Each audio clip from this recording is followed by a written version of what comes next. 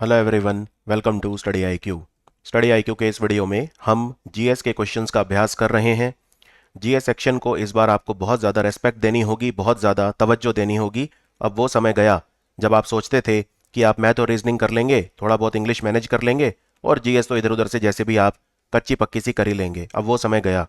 75 number की GS आएगी इस बार टीयर 2 में, और टीयर 2 के बेस पर ही आपके रैंक आएगी, यानी प्रीलिम्स एग्जाम सिर्फ क्वालिफाइंग है। ठीक है, इसलिए हम जीएस पे इतना फोकस कर रहे हैं और इसलिए मैं ये सीरीज ला रहा हूँ फ्री। तो ये है सेट नंबर 6। और कल का जो मेरा वीडियो था सेट नंबर 5 का, उसके बाद आपके कई सौ मैसेजेस मुझे मिले इंस्टाग्राम पर और टेलीग्राम पर। आपने बहुत पसंद किया। आपने कहा कि जो मैप के क्वेश्चन है यानी मानचित्र आधारित, वो आपको खास तौर पर पसंद आए। तो आज भी मैंने 4 क्वेश्चन मैप के डाले हैं, जिससे आपका अभ्यास हो जाए, आप कॉन्फिडेंट महसूस करें और पढ़ने में आपको मज़ा भी आए, आपको रोचक भी लगे।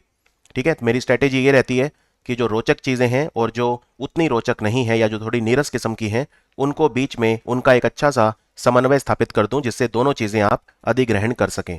आइए वीडियो को शुरू करते हैं। वीडियो शुरू करने से पहले बता दूं, अगर आप सच में क्वालिटी अप्रिशिएट करते हैं करंट अफेयर्स में, आपको लगता है कि करंट अफेयर एक ऐसा सेक्शन है इस बार जो जीएस में मेक और ब्रेक यानी आपका रिजल्ट बना और बिगाड़ दोनों सकता है, तो मेरा पेड कोर्स आता है। इसकी 1 साल की वैलिडिटी डिस्काउंट के बाद है 1500 रुपये। आपको ये कोड यूज़ करना है GGCA। बहुत ही ज़्यादा जो सीरियस एस्पिरेंट हैं, जो इस बार ये सोचकर बैठे हैं कि मुझे 20,000 में से एक सीट तो पक्की करनी है, वो ही इस कोर्स में आएँ। पहले आराम से रिव्यू पढ़ लें, लोगों से पूछ लें मैं कैसा पढ़ाता हूँ, या यूट्यूब पर मेरे 1,000 से ज़्यादा वीडियो पड़े हैं, उनको देख लीजिए, उसके बाद ही भुगतान करिए। Is that clear?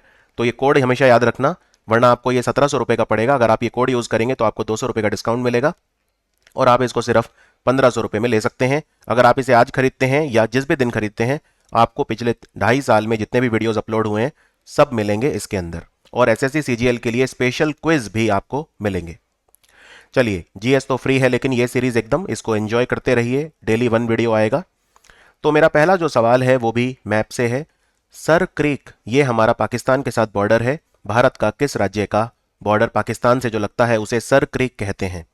Sir creek जो बॉर्डर है ये गुजरात का लगता है। यहाँ पर मैप में देखिए, बड़ा करके दिखाता हूँ, ये देखिए, पाकिस्तान का बॉर्डर लद्दाख के साथ लगता है, जम्मू कश्मीर के साथ लगता है, पंजाब के साथ है, राजस्थान के साथ है और गुजरात के साथ है। तो इसमें जो ये गुजरात का एरिया है, ये जो कच्छ एरिया है, और ये जो पाकिस्तान का एरिया है यानी कि जो सिंध एरिया है, सिंध की राजधानी क्या है? कराची। तो ये सिंध का एरिया है कराची।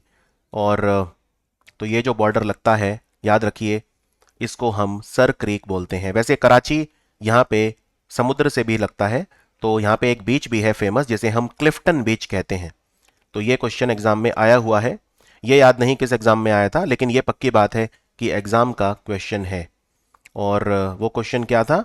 वो क्वेश्चन ये था कि क्लिफ्टन बीच जो है वो कहाँ पर है।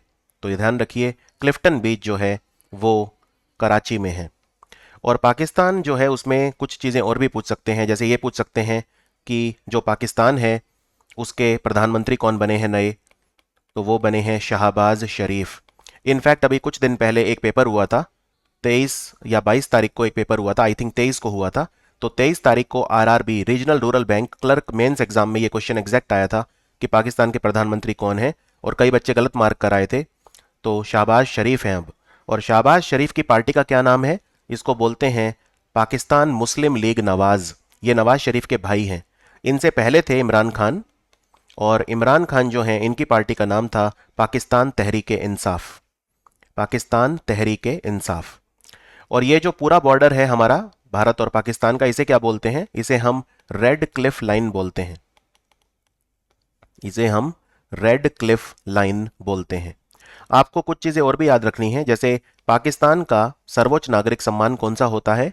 उसे बोलते हैं निशान पाकिस्तान। जैसे भारत में भारत रत्न होता है, पाकिस्तान में होता है निशान पाकिस्तान। और निशान पाकिस्तान अभी 2 ही भारतीयों को मिला है आज तक। एक मिला है भारत के पूर्व प्रधानमंत्री मोरारजी देसाई को, मोरारजी देसाई को मिला था निशान पाकिस्तान, और दूसरा मिला है सैयद अली शाह गिलानी को।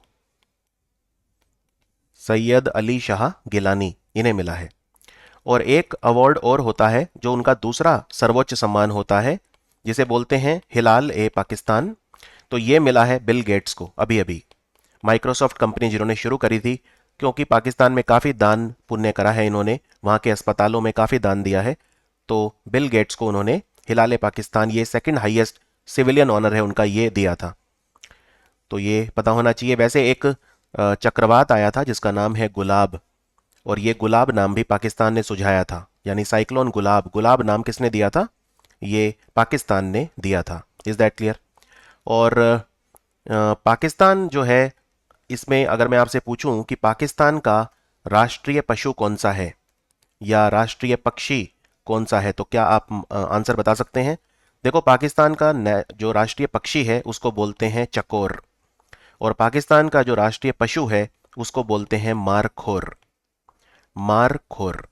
मेरे ख्याल से इतना काफ़ी है। राजधानी इस्लामाबाद है, और यहाँ के कुछ मिसाइल भी हैं, जैसे गौरी, बाबर, ये इस तरह के शाहीन वगैरह, ये इनके कुछ मिसाइल भी हैं। चलिए आगे बढ़ते हैं। इनमें से कौन सा, ये एक डिफिकल्ट क्वेश्चन है, काफ़ी डिफिकल्ट क्वेश्चन है एंशियंट हिस्ट्री का।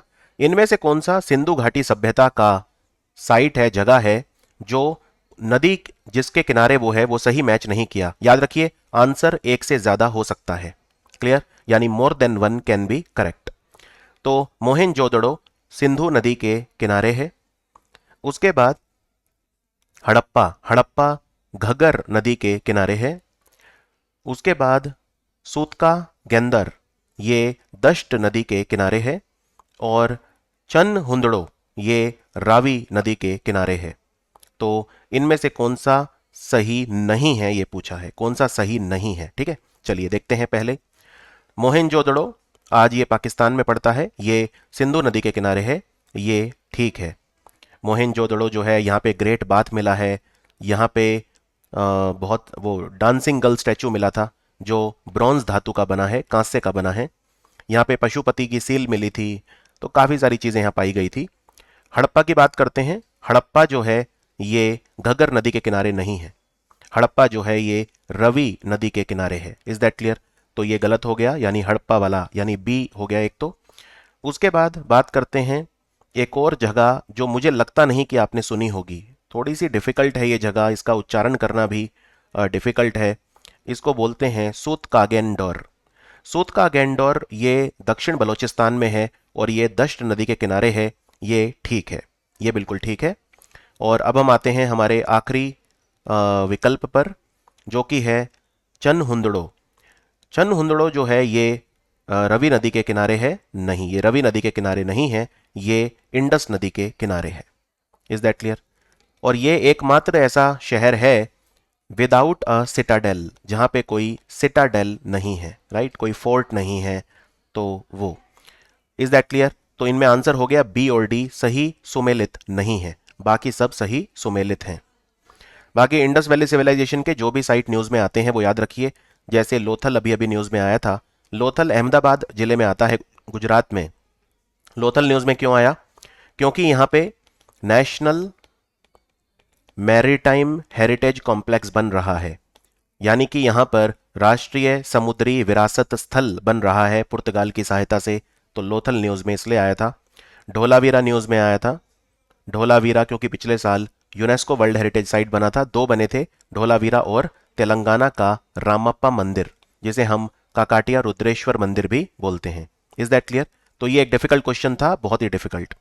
अगले सवाल पे आते हैं, ये भी कोई आसान नहीं है। बान भट्ट जो है वो कौन से राजा के दरबार में कवि थे? और इस तरह के क्वेश्चन बहुत ही ज़्यादा फ्रिक्वेंट पूछे जाते हैं, कि जैसे यहाँ पे बान भट्ट है, वैसे वो और भी पूछे जा सकते हैं। तो राजा हर्षवर्धन के दरबार में थे बान भट्ट, और इन्होंने किताब भी लिखी थी जिसका नाम था हर्ष चरित्र, जिसमें राजा हर्ष के बारे में बताया है, उनकी जीवनी लिखी थी इन्होंने। इसके अलावा बान भट्ट ने जो कादम्बरी किताब है वो भी लिखी थी, कादम्बरी, राइट। तो इनकी जो दो मेन किताबें हैं, हर्ष चरित्र और बान भट्ट जो है कदम्बरी, भी एक इंपॉर्टेंट किताब है। राजा हर्षवर्धन आखिरी राजा थे, वर्धन जो एम्पायर था। इनकी राजधानी क्या थी? कन्नौज। इनकी राजधानी थी कन्नौज। Is that clear? और आपको मैं यहाँ पे और भी बताता हूँ जो मशहूर कवि हैं जो किनके दरबार में रहे। तो कालिदास किसके दरबार में कवि थे? राजा विक्रमादित्य। विक्रमादित्य को हम चंद्रगुप्त द्वितीय भी बोलते हैं, चंद्रगुप्त द्वितीय। तो चंद्रगुप्त द्वितीय के दरबार में जो इंपॉर्टेंट व्यक्ति थे, उनमें कौन थे? उनमें कालिदास एक हो गए। ये मैं चंद्रगुप्त मौर्य की बात नहीं कर रहा, मैं चंद्रगुप्त द्वितीय की बात कर रहा हूं। Is that clear? तो कालिदास थे, शंकु थे, धन्वंतरी थे, कहापंक थे, वराहमिरी थे, बहुत नवरत्न जिन्हें बोलते हैं इनके दरबार में थे। बाणभट्ट हर्षवर्धन राजा के दरबार में थे, ये क्वेश्चन था हमारा आज का। चांद बरदई ये पृथ्वीराज चौहान के दरबार में थे और इन्होंने किताब भी लिखी थी, पृथ्वीराज रासो। राजा पृथ्वीराज चौहान, पृथ्वीराज रासो। भावभूति ये यशोवर्मन राजा के दरबार में थे। अमीर खुसरो, अमीर खुसरो पे तो क्वेश्चन जरूर आएगा। अमीर खुसरो अलाउद्दीन खिलजी के दरबार में थे। वैसे ये दूसरे राजाओं से भी जुड़े थे, लेकिन मेनली अलाउद्दीन खिलजी आंसर है जो एक्सेप्ट होता है। और अमीर खुसरो की किताब भी है तुगलकनामा। तुगलकनामा में जो अलाउद्दीन खिलजी हैं उनके दरबार में थे, और इनकी कई किताबें फेमस हैं जैसे नुह, सिफिर, तुगलकनामा इत्यादि। राइट। और ये अमीर खुसरो किसके शिष्य थे? इन्होंने अपना गुरु बना लिया था निजामुद्दीन औलिया। तो ये निजामुद्दीन औलिया संत, सूफी संत निजामुद्दीन औलिया के शिष्य थे अमीर खुसरो। आपने एक वो सुना होगा गीत, छाप चिलक था, छाप तिलक, वो इन्हीं का लिखा हुआ है। फिर परमानंद जो हैं ये शिवाजी के दरबार में कवि थे। Is that clear? तो ये कुछ इंपॉर्टेंट क्वेश्चन हैं जो आपके बन सकते हैं। मैंने एक में ही आपको 6-7 क्वेश्चन बता दिए। चलो एक बड़ा आपसे डिफिकल्ट सवाल पूछता हूँ। डिफिकल्ट तो क्या, पढ़ा होगा तो डिफिकल्ट नहीं है कुछ भी। पृथ्वीराज चौहान, अभी क्योंकि क्या है ना, एक भारत में तालाब है दिल्ली में, अनंगताल झील। अनंगताल झील अनंगपाल तोमर राजा ने बनवाई थी। आप मुझे ये बताइए कि पृथ्वीराज चौहान और राजा अनंगपाल तोमर, इनके बीच क्या रिश्ता था?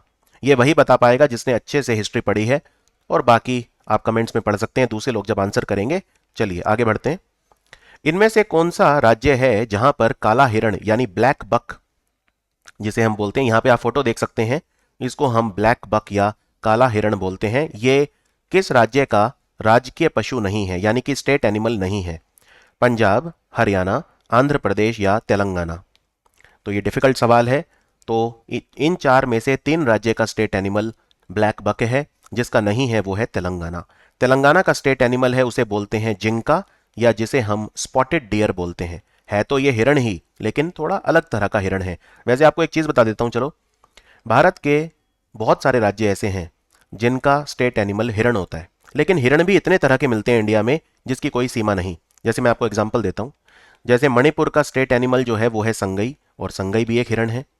ओडिशा का जो स्टेट एनिमल है सांबार, ये भी एक तरह का हिरण है। उत्तर प्रदेश और मध्य प्रदेश, इनका जो स्टेट एनिमल है बारासिंगा, राइट, बारासिंगा, वो भी एक तरह का हिरण है। यूपी और एमपी का जो स्टेट एनिमल है उसे बारासिंगा बोलते हैं, या हम उसे स्वॉम्प डियर भी बोलते हैं अंग्रेजी में। इसी तरह से उत्तराखंड का जो स्टेट एनिमल है कस्तूरी मृग यानी मस्क डियर, ये भी हिरण है। तो इतने सारे राज्यों का स्टेट एनिमल हिरण है, लेकिन हिरण भी इतने अलग अलग तरह के होते हैं। अब ये तेलंगाना का जो है जिंका, ये भी हिरण है, लेकिन ये ब्लैक बक नहीं है। तो ब्लैक बक पंजाब का भी है, हरियाणा का भी है, और आंध्र प्रदेश का भी है। चलिए आगे बढ़ते हैं। भारत का कौन सा राज्य है जो ये 3 योजनाएं चलाता है? अरुणोदय योजना, स्वनिर्भर नारी और अरुंधति योजना। ये बहुत ही फेमस योजनाएं हैं, किस राज्य की? याद रखिए ये तीनों योजनाएं असम सरकार की हैं, तो आंसर है असम। अरुंधति योजना में क्या होता है? अरुंधति योजना में जब कोई लड़की, उसका गरीब लड़की का विवाह होता है, तो असम की सरकार उसे 10 ग्राम सोना देती है अपनी तरफ से। 10 ग्राम मतलब 1 तोला। तो 1 तोला फ्री ऑफ कॉस्ट सरकार देती है गरीब लड़की के विवाह पर। अरुणोदय योजना में जो गरीब महिलाएं हैं उनके अकाउंट में पहले 1,000 रुपए हर महीने दे दिए जाते थे डायरेक्ट बेनिफिट ट्रांसफर से, और अब 250 एक्स्ट्रा दिए जाते हैं बिजली का बिल भरने के लिए। तो टोटल अब 1250 रुपए महीना उनके अकाउंट में दिए जाते हैं, उसको बोलते हैं अरुणोदय योजना। और स्वनिर्भर नारी में जो वहां पे महिला बुनकर हैं, जो वीवर हैं, अंग्रेजी में वीवर बोलते हैं, जो बुनाई करती हैं, हाथ से हैंडलूम बनाती हैं, कपड़े बनाती हैं, उनको सरकार कॉन्ट्रैक्ट देती है और उनसे सीधा सामान खरीदती है। इसी तरह से वो महिलाएं जो हस्तशिल्प बनाती हैं, कोई उनमें बीच में एजेंट नहीं होता, सरकार डायरेक्टली उनसे सामान खरीदती है जिससे उनकी आमदनी बढ़ सके। तो आंसर है असम। Is that clear?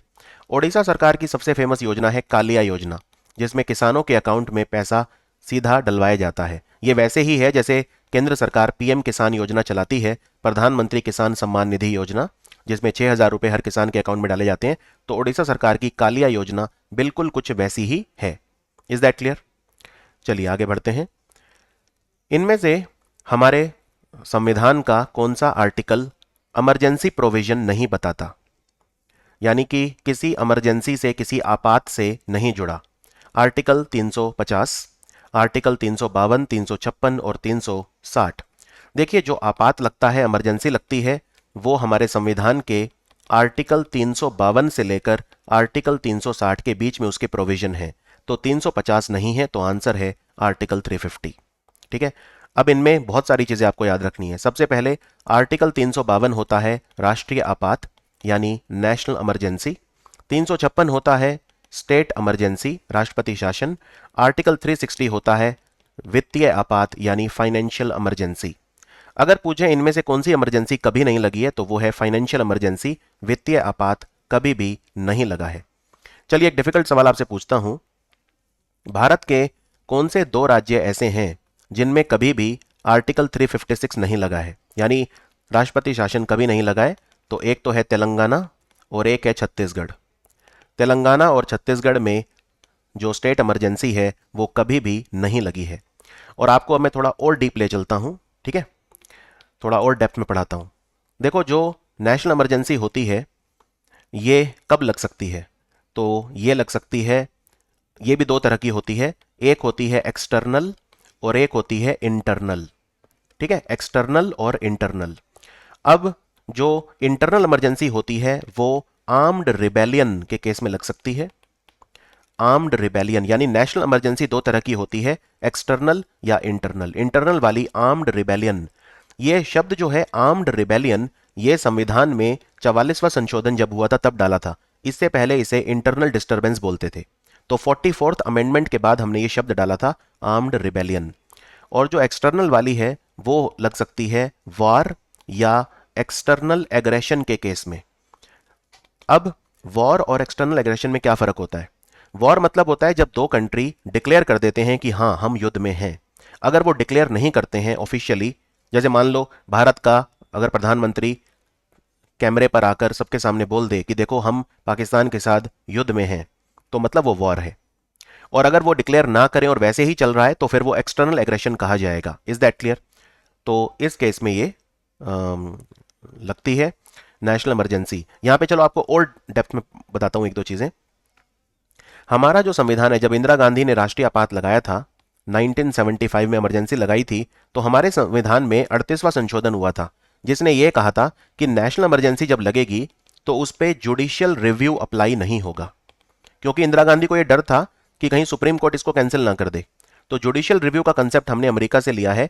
तो 38वां संविधान में संशोधन किया जब उन्होंने, तो यह कहा कि जुडिशियल रिव्यू अप्लाई नहीं होगा नेशनल इमरजेंसी पे।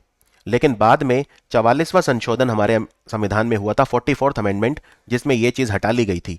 यानी कि जब भी नेशनल इमरजेंसी लगेगी तो सुप्रीम कोर्ट उसे हटा सकता है। इनफैक्ट आपको बता दूं कि एक केस था मिनर्वा मिल्स केस, शायद आपने सुना हो।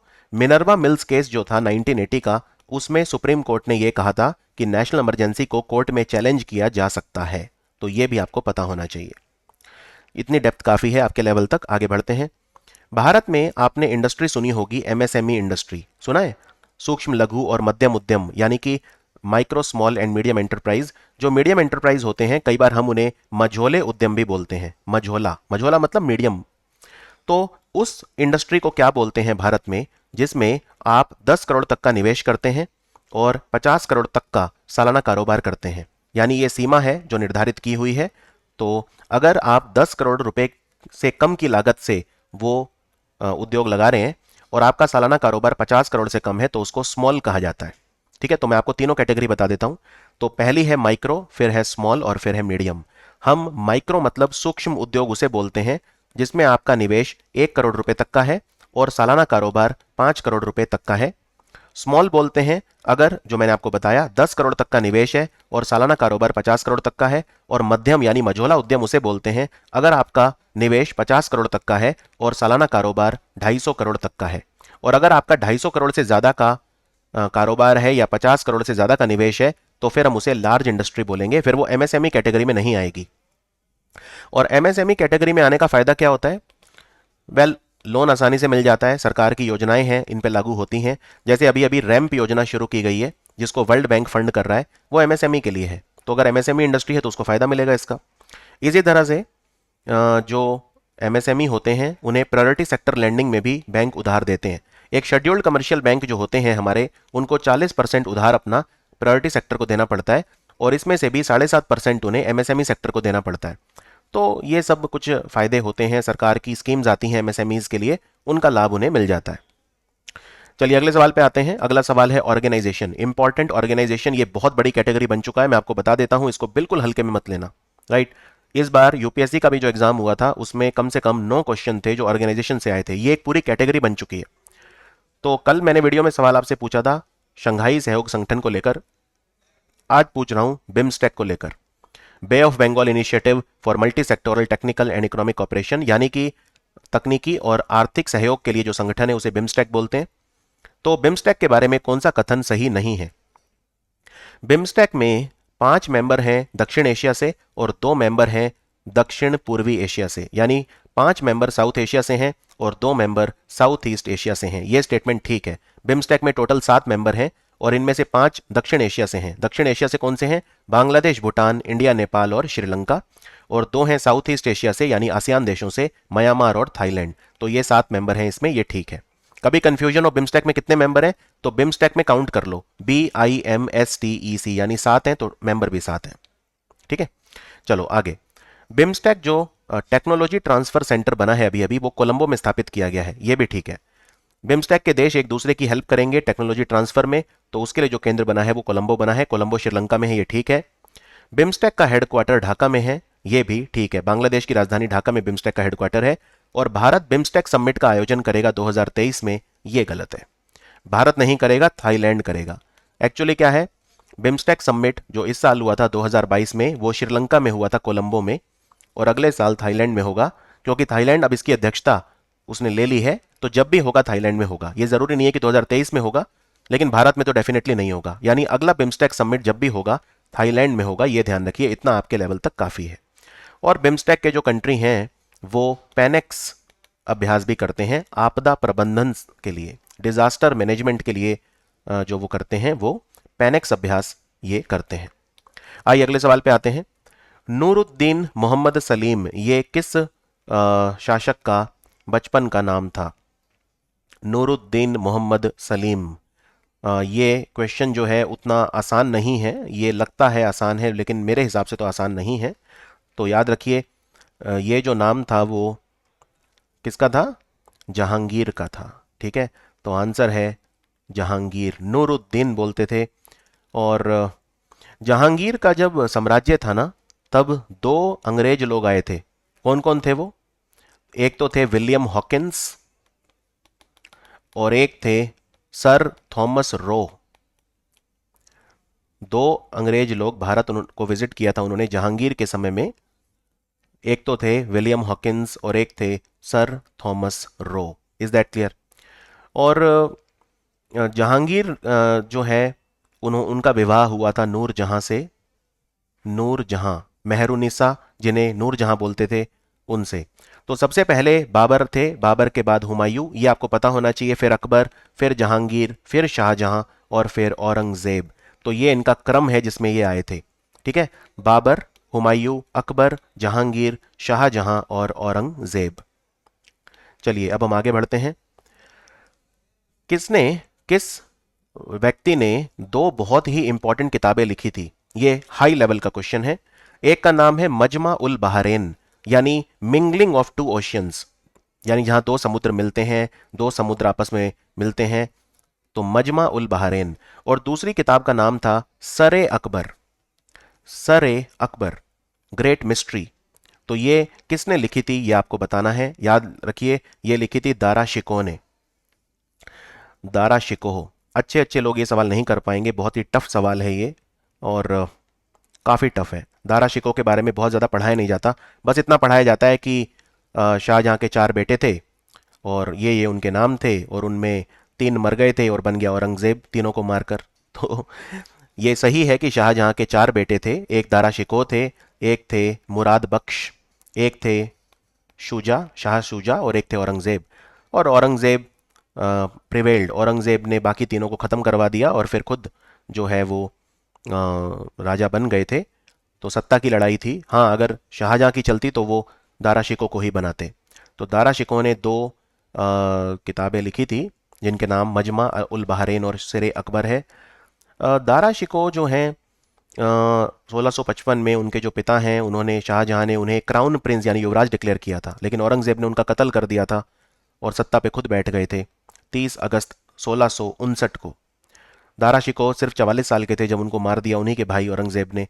और दारा शिकोह को बहुत ज़्यादा लिबरल माना जाता है।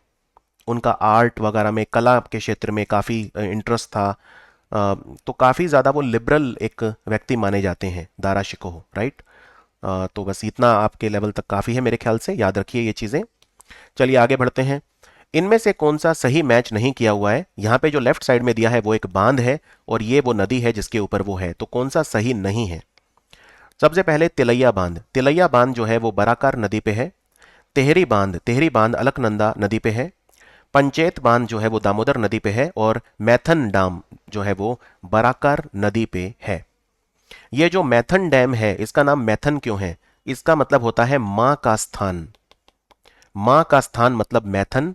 यहाँ पे एक हिंदू देवी का मंदिर है, मां कल्याणेश्वरी बोलते हैं उन्हें, तो इसलिए इसका नाम मैथन है। और ये झारखंड में है। तो मैथन बराकर नदी पे है, ये ठीक है। पंचेत दामोदर नदी पे ये भी ठीक है। तिलैया बराकर नदी पे ये भी ठीक है। तेहरी बांध जो है वो अलकनंदा पे नहीं है। तेहरी बांध जो है वो भागीरथी नदी पे है। तो आंसर है इसका ऑप्शन 2। देखो, भारत का सबसे ऊंचा बांध कौन सा है? तेहरी बांध है उत्तराखंड में। इसकी ऊंचाई है 261 मीटर। सबसे ऊंचा है ये, याद रखिए, सबसे ऊंचा है। ठीक है। अलकनंदा नदी बद्रीनाथ में बहती है, ये आपको पता होगा। अलकनंदा नदी बद्रीनाथ में बहती है। बद्रीनाथ जो है भगवान विष्णु का मंदिर है और केदारनाथ भगवान शिव का मंदिर है। दोनों उत्तराखंड में है। चार धाम है वहां पे, लघु चार धाम बोलते हैं जिन्हें, गंगोत्री, यमुनोत्री, केदारनाथ और बद्रीनाथ। और भारत का सबसे लंबा बांध पूछें कौन सा है, तो आंसर है हीराकुड बांध। हीराकुड महानदी पे है। इसकी लंबाई है 25.79 किलोमीटर। और भारत का सबसे पुराना बांध कौन सा है, तो आंसर होगा ग्रैंड अनीकट। ग्रैंड अनीकट को हम कलानई बांध भी बोलते हैं, कावेरी नदी पे है तमिलनाडु में। ये सबसे पुराना है, 100 साल से ज्यादा पुराना है ये। Is that clear? और बाकी इनको याद रखने की ट्रिक बताता हूं। तिलैया, पंचेत और मैथन, ये डायग्राम देखिए। ये एक डायग्राम काफी है, आपको याद हो जाएगा।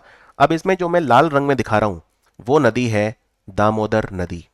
तो ये जो नदी है लाल रंग में, ये नदी है जो हुगली में जाकर मिल गई।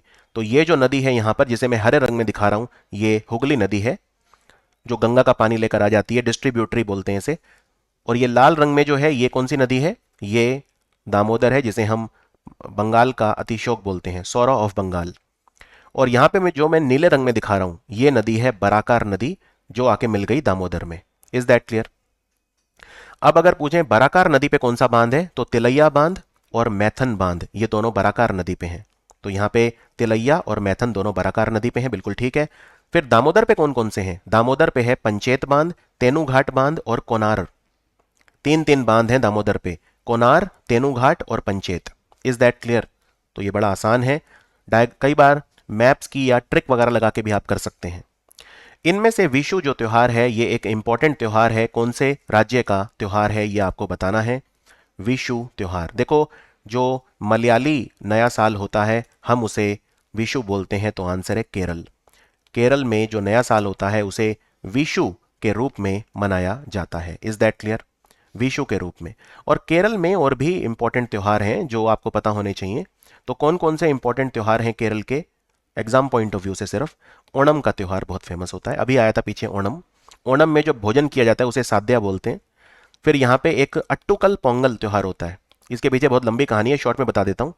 देखो, अट्टुकल पोंगल जो त्योहार होता है ये अट्टुकल भगवती मंदिर में मनाया जाता है। अट्टुकल भगवती को हम महिलाओं का शबरीमाला बोलते हैं, क्योंकि शबरीमाला मंदिर में महिलाएं अलाउड नहीं थी 2 साल पहले तक। तो महिलाओं का एक अलग शबरीमाला है जिसको अट्टुकल भगवती मंदिर बोलते हैं, उसमें अट्टुकल पोंगल मनाया जाता है। फिर एक थय्यम होता है, ये भी केरला का है थय्यम। फिर यहाँ पे त्रिशूर पूरम त्योहार बहुत मशहूर है, त्रिशूर पूरम त्योहार। और मकरा विलक्कू त्योहार बहुत फेमस है। वैसे शबरीमाला मंदिर जो है वो कौन से भगवान का मंदिर है? भगवान अयप्पा। भगवान अयप्पा का मंदिर है शबरीमाला मंदिर। तो केरल के ये कुछ त्योहार हैं इंपॉर्टेंट जो आपको हर वक्त पता होने चाहिए, राइट। ओणम, मकर विलक्कू, विशु, थय्यम, अट्टुकल पोंगल, त्रिशूर पूरम। त्रिशूर पूरम वडक्कूनाथन मंदिर में मनाया जाता है। और केरल का सबसे फेमस मंदिर कौन सा है? शबरीमाला के बाद पद्मनाभा स्वामी, भगवान विष्णु का मंदिर है पद्मनाभा स्वामी मंदिर। राजधानी त्रिवेंद्रम के में आता है ये पद्मनाभा स्वामी मंदिर। चलिए अब हम आगे बढ़ते हैं, और आगे बढ़ने से पहले आपको नया साल जो है अलग अलग राज्यों में अलग अलग नाम से मनाया जाता है वो बता देता हूं। जम्मू कश्मीर में बोलते हैं नवरेह, नवरेह है, नवरोज नहीं है, क्योंकि पारसी लोग बोलते हैं नए साल को नवरोज। फिर बेश्टू वरस होता है गुजरात में, गुड़ी पड़वा होता है महाराष्ट्र और गोवा में। उगादी कर्नाटक, आंध्र और तेलंगाना में उगादी बोलते हैं नए साल को। तमिलनाडु में होता है पुथांडु। पोहला बॉयशॉक होता है बंगाल में। विष्णु संक्रांति होता है उड़ीसा में। बोहाग बिहू होता है असम में। बिहू भी 3 तरह का होता है, उस पर कभी और बात करेंगे, लेकिन बोहाग बिहू नया साल होता है असम में। Is that clear? आगे बढ़ते हैं। शेर शाह सूरी जो व्यक्ति थे, इनका असली नाम क्या था? इनका असली नाम क्या था? बहुत ही प्रतापी राजा थे। सूरी एम्पायर इन्होंने शुरू करा था, और जो रूपी करेंसी है इन्होंने इंट्रोड्यूस करी थी। ठीक है, तो हुमायूं को हराकर ये रूलर बन गए थे 1540 में। और बैटल ऑफ चौसा सुना है आपने ये सब, या मैं ऐसे ही कुछ भी बोल रहा हूं? बैटल ऑफ चौसा, और इनकी मृत्यु हो गई थी 1545 में। तब इनका बेटा इस्लाम शाह फिर थ्रोन पे आया था। तो शेर शाह सूरी जो हैं उनका नाम क्या था? फरीद खान। तो आंसर है फरीद खान।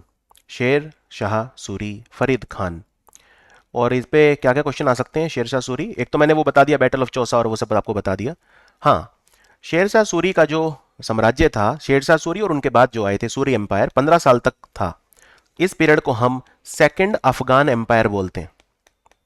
सेकंड अफगान एम्पायर, क्योंकि जो लोधीज थे वो पहले अफगानी थे जिन्होंने भारत पर राज किया था, लोधी वंश। तो सूरी वंश जो है इसको सेकंड अफगान एम्पायर भी कहा जाता है। इन्होंने पुराना किला बनवाया था, और GT Road, Grand Trunk Road, Sher Shah Suri Marg इन्होंने बनवाया था। इनका मकबरा कहां पे है? बिहार में सासाराम में इनका मकबरा है। आगे बढ़ते हैं। इनमें से कौन सा स्ट्रेट है, पानी का संकरा रास्ता जो होता है, जो 2 देश को अलग करता है, या आप कह सकते हैं 2 सागर या महासागरों को जोड़ता है, उसे स्ट्रेट बोलते हैं। तो चीन और ताइवान के बीच में कौन सा है? और अब चीन और ताइवान काफी न्यूज में चल रहे हैं, तो ये क्वेश्चन पहले से डबल इंपॉर्टेंट हो जाता है। तो इसको ताइवान स्ट्रेट बोलते हैं वैसे तो, लेकिन अब इसका एक और नाम भी है, वो है फॉर्मोसा स्ट्रेट। तो आंसर है फॉर्मोसा स्ट्रेट। राइट, आपको ये दिखा देता हूं, मैप तो आपके बहुत फेवरेट हैं। ये चाइना है, ये छोटा सा ताइवान है बेचारा। इनके बीच में ये देखिए पानी का रास्ता, इसे ताइवान स्ट्रेट या फॉर्मोसा स्ट्रेट बोलते हैं। ये जोड़ता है दक्षिण चीनी सागर को पूर्वी चीनी सागर से, यानी ईस्ट चाइना सी और साउथ चाइना सी को आपस में जोड़ता है। ये देखिए यहां पर, ये ऊपर यूरोप है, नीचे अफ्रीका है, ये स्पेन है, और ये नीचे मोरक्को है, अफ्रीका का देश। दोनों के बीच में ये पानी का रास्ता, इसे बोलते हैं स्ट्रेट ऑफ जिब्राल्टर, यानी ये अफ्रीका और यूरोप को अलग करता है, और ये भूमध्य सागर को अटलांटिक महासागर से जोड़ता है। ये है स्ट्रेट ऑफ जिब्राल्टर। फिर एक ऑप्शन यहां पे दिया है मलक्का स्ट्रेट। ये बहुत इंपॉर्टेंट है मलक्का स्ट्रेट। ये देखिए, ये पानी का संकरा रास्ता जो आप यहां पे देख रहे हैं, जो अंडमान सागर, ये अंडमान सागर है जो कि हिंद महासागर का हिस्सा है, और ये साउथ चाइना सी है, ये पूरा यहां पे, जो कि पैसिफिक ओशियन का हिस्सा है, प्रशांत महासागर। तो मलक्का स्ट्रेट किसे जोड़ता है? मलक्का स्ट्रेट साउथ चाइना सी को अंडमान सागर से जोड़ता है, यानी इंडियन ओशियन को पैसिफिक ओशियन से जोड़ता है। Is that clear? और उसके बाद यहां पे आप मैप देख सकते हैं। ये देखिए, ये जो हिस्सा है ये तो 2D मैप है। ये जो हिस्सा है और ये जो हिस्सा है, दुनिया के 2 कोने हो गए, लेकिन दुनिया तो गोल है। तो अगर मैं इसको घुमा दूं तो ये सबसे नजदीक आ जाएंगे, तो इनको सबसे नजदीक ले आते हैं। अब ये जो है यहां पे, ये है रशिया, और ये है अलास्का जो अमेरिका का हिस्सा है, ये यहां कनाडा है। राइट, तो ये पास आ गए। इन दोनों के बीच में ये जो रास्ता है इसे बोलते हैं बेरिंग स्ट्रेट। ये ऊपर जो सी है इसे बोलते हैं चुकची सी। चुकची सी ये आर्कटिक ओशियन का हिस्सा है, और नीचे है बेरिंग सी जो पैसिफिक ओशियन का हिस्सा है। तो ये बेरिंग स्ट्रेट है। बेरिंग स्ट्रेट किसको अलग करता है? एशिया को अमेरिका से अलग करता है। समझ में आ गया? चलिए एक और मैप का क्वेश्चन ले लेते हैं। कौन से 2 सागर या महासागर हैं जिनको सुएज कनाल जोड़ता है? सुएज कनाल, देखो दो ही एग्जाम में आते हैं बस एसएससी में, एक तो पनामा कनाल आता है और एक सुएज कनाल आता है। बाकी जो कनाल हैं वो आपको पढ़ने की आवश्यकता बिल्कुल भी नहीं है। ठीक है, तो आपको मैप पे मैंने सुएज कनाल कल के वीडियो में भी दिखाया था। यहां पे देखिए, ये है लाल सागर, ये है ऊपर भूमध्य सागर, ये है आपका सुएज कनाल। ये जो देख रहे हैं ये सुएज कनाल है। तो ये भूमध्य सागर को रेड सी से जोड़ता है। ये है गल्फ ऑफ अकाबा, और ये सिनाई पेनिनसुला है जो इजिप्ट का हिस्सा है, राइट।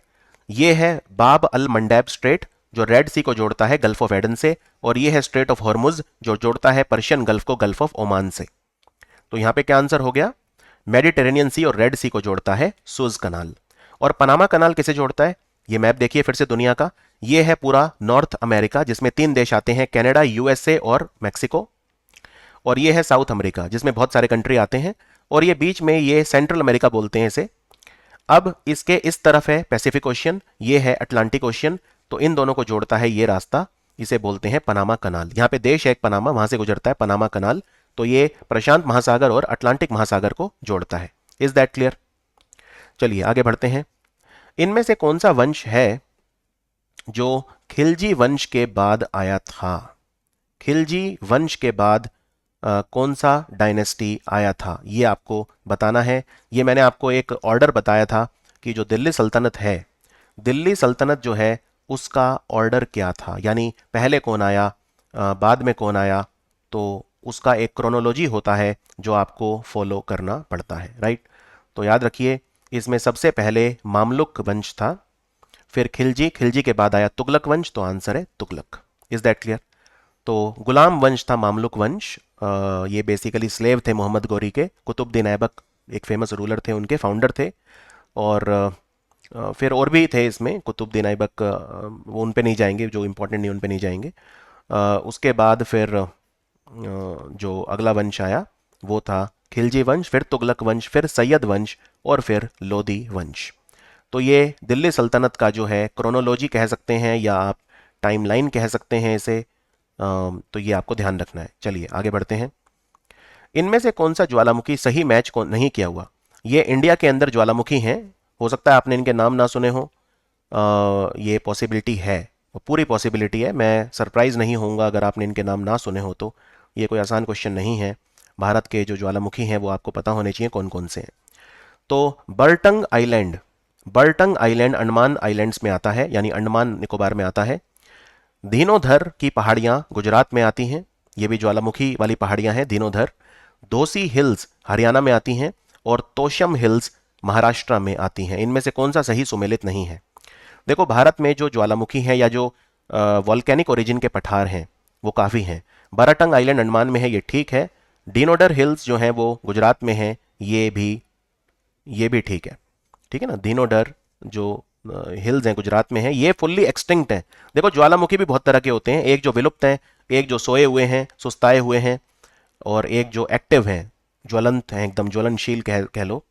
दोसी हिल्स हरियाणा में है, ये भी एक्सटिंक्ट है, हरियाणा में है, ये ठीक है। तोशम हिल्स जो हैं ये भी हरियाणा में हैं, ये भी एक्सटिंक्ट है, महाराष्ट्र में नहीं है। तो इसका आंसर है ऑप्शन डी। इसके अलावा जो थोड़े कॉमन हैं उनमें बैरन आइलैंड, बैरन आइलैंड जो है ये एक्टिव वोल्केनो है और ये अंडमान निकोबार में आता है ये भी। फिर एक है नारकोंदाम, नारकोंदाम जो है ये अंडमान निकोबार में आता है। डेक्कन का पठार भी वोल्केनिक ओरिजिन का है, डेक्कन का पठार। काठियावाड़ का जो पठार है वो भी वोल्केनिक ओरिजिन का है वैसे। और दोसी हिल्स, तोसम हिल्स, बाराटंग आइलैंड, बस यही आपको याद रखने हैं। चलिए अब हम आगे बढ़ते हैं। इनमें से कौन से व्यक्ति हैं जिन्हें प्रिंस ऑफ पैट्रियट्स कहा गया? प्रिंस ऑफ पैट्रियट्स किसे कहा गया? तो याद रखिए, जो नेताजी सुभाष चंद्र बोस थे उनको गांधी जी ने कहा था प्रिंस ऑफ पैट्रियट्स, यानी कि जो देशभक्त हैं उनमें आप युवराज हैं। तो इतनी बड़ी बात उनको कही, इतना ज़्यादा गांधी जी सुभाष चंद्र बोस को मानते थे। Is that clear? और बाकी बाल गंगाधर तिलक को लोकमान्य कहते थे। और ब्रिटिश के जो लोग थे, अंग्रेज क्या बोलते थे बाल गंगाधर तिलक को? The father of Indian unrest. The father of Indian unrest, कि भारत में जब भी अनरेस्ट होता है तो यही करवाते हैं, the father of Indian unrest. और महात्मा गांधी इन्हें बोलते थे maker of modern India, right. और उसके पटेल, सरदार पटेल को तो बोलते थे लौह पुरुष भारत का, आयरन मैन बोलते थे। तो इसका आंसर हो गया सुभाष चंद्र बोस। इनका जन्म हुआ था कटक में। इनका जन्मदिन हम पराक्रम दिवस के रूप में मनाते हैं 23 जनवरी को हर साल, और इनके नाम पर आपदा प्रबंधन पुरस्कार भी दिए जाते हैं। इंडियन नेशनल कांग्रेस के जो पहले मुस्लिम प्रेसिडेंट थे वो कौन थे? तो ये थे बदरुद्दीन तयाब जी। बदरुद्दीन तयाब जी ये तीसरे प्रेसिडेंट थे कांग्रेस के और पहले मुसलमान प्रेसिडेंट थे। इनसे पहले जो दो थे वो कौन थे? WC बनर्जी और दादा भाई नौरोजी। तो उनके बाद तीसरे ये प्रेसिडेंट थे कांग्रेस के। Is that clear? ये वकील थे, बॉम्बे हाई कोर्ट में प्रैक्टिस किया करते थे, और बॉम्बे हाई कोर्ट के ये चीफ जस्टिस भी बने थे। पहले इंडियन थे ये जो बॉम्बे हाई कोर्ट के चीफ जस्टिस बने थे, बदरुद्दीन तैयब जी। और हमारा आज का आखिरी सवाल, अभी अभी रानी एलिजाबेथ उनका निधन हो गया। उन्होंने अपनी आखिरी सांस ली 8 सितंबर 2022 को किस जगह पर? महारानी एलिजाबेथ का निधन हुआ, ये बहुत लंबे समय तक, लगभग 70 साल ब्रिटेन की महारानी थी। तो कौन सी जगह पे इन्होंने अपनी अंतिम सांस ली?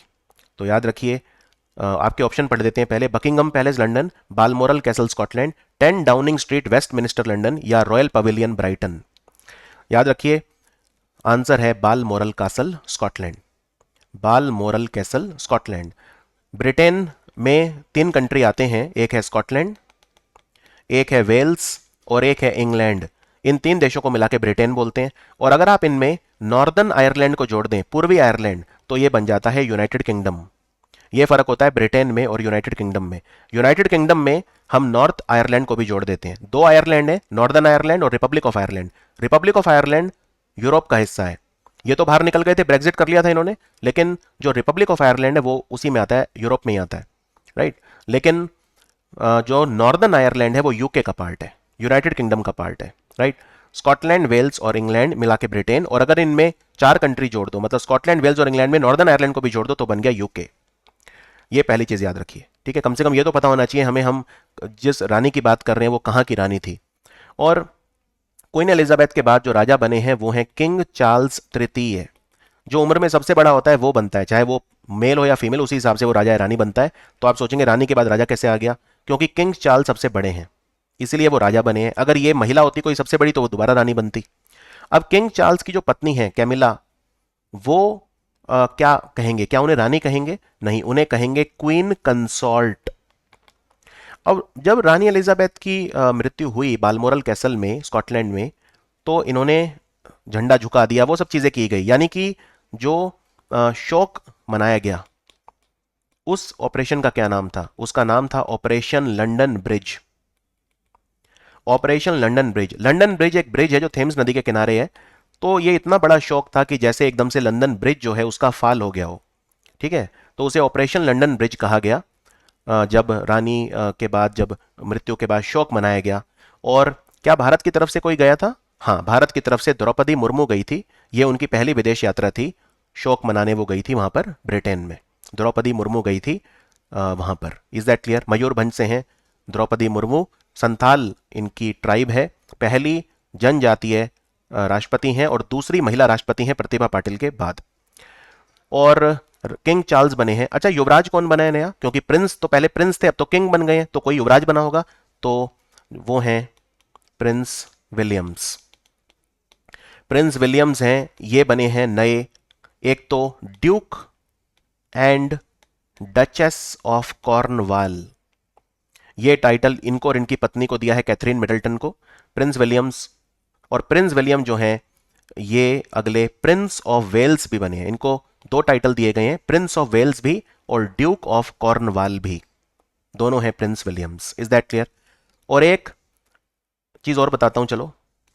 स्कॉटलैंड में भी काफी शौक मनाया गया, उसको नाम दिया गया था ऑपरेशन यूनिकॉर्न, क्योंकि स्कॉटलैंड देश का जो नेशनल एनिमल है वो है unicorn. Is that clear? Scotland का नेशनल एनिमल है यूनिकॉर्न, घोड़े जैसा दिखता है एकदम। और एक बात बताइए, भारत का कौन सा शहर है जिसे स्कॉटलैंड ऑफ द ईस्ट बोलते हैं? बताएंगे आप मुझे? कमेंट्स में लिख के बताएंगे नीचे। चलिए बताइए, Scotland of the east Bharat के किस शहर को कहा जाता है? ये आप मुझे कमेंट्स में लिख के बताएंगे। मैं इसी के साथ आपकी इजाजत लेता हूं। बहुत ही कॉम्प्रिहेंसिव वीडियो था, काफी कुछ मैंने आपको पढ़ा दिया। 6 सेट्स के अंदर ही सोचिए कितना कुछ पढ़ा दिया आपको। और करंट अफेयर में भी मेरा यही अंदाज है, बहुत ज़्यादा नॉलेज इसमें दी जाती है। एक एक क्वेश्चन में 10-10, 15-15 चीज़ें मैं आपको बताता हूँ, एक्स्ट्रा नॉलेज दी जाती है। आपको कॉन्फिडेंट बनाया जाता है, आपको मोटिवेट किया जाता है, आपको एंजॉय आप करेंगे करंट अफेयर अगर पढ़ेंगे। लेकिन ये पेड कोर्स है, एक ही कोर्स है बस जो मेरा पेड है, करंट अफेयर का कोर्स। अगर आप इसको खरीद सकते हैं स्पेशल डिस्काउंट में जो चल रहा है अभी, सिर्फ 1500 रुपये में आप इसको बाय कर सकते हैं। आपको कोड यूज़ करना है GGCA, ठीक है। स्पेशल क्विज भी मिलेंगे इसमें एसएससी के आपको, जिससे आप अपना आकलन भी कर सकते हैं पढ़ने के बाद कि कितना आपको आता है। और ये बहुत हाई क्वालिटी कोर्स है, ये कोई ऐसा वैसा कोर्स नहीं है। इसीलिए ये पेड है कि इसमें कुछ विशेष बात है। लगभग 2.5 साल से ये पेड है। उससे पहले 5 साल मैं यूट्यूब पर पढ़ाता था, वो भी वीडियोस पढ़े हैं। अगर आप देखना चाहें कि मैं करंट अफेयर कैसे पढ़ाता हूं, तो बस आप कुछ मत करिए, यूट्यूब पे टाइप कर दीजिए करंट अफेयर्स बाय डॉक्टर गौरव गर्ग। पूरा नाम लिखिए, क्योंकि बहुत सारे टीचर हैं जिनके नाम मेरे से मिलते जुलते हैं। पूरा नाम लिखिए तो आपको वीडियो मिल जाएंगे और आप देख सकते हैं कि मैं कैसा पढ़ाता हूं। उसके बाद पूरी निश्चिंत होकर ही आप भुगतान कर सकते हैं। तो मुझे याद है, मुझे पूरी उम्मीद भी है कि आपको सेट नंबर 7 का इंतजार रहेगा, क्योंकि कल आपको सेट नंबर 6 का इंतजार था। तो सेट नंबर 7 में मिलते हैं बहुत जल्दी। फिर thank you for watching study IQ।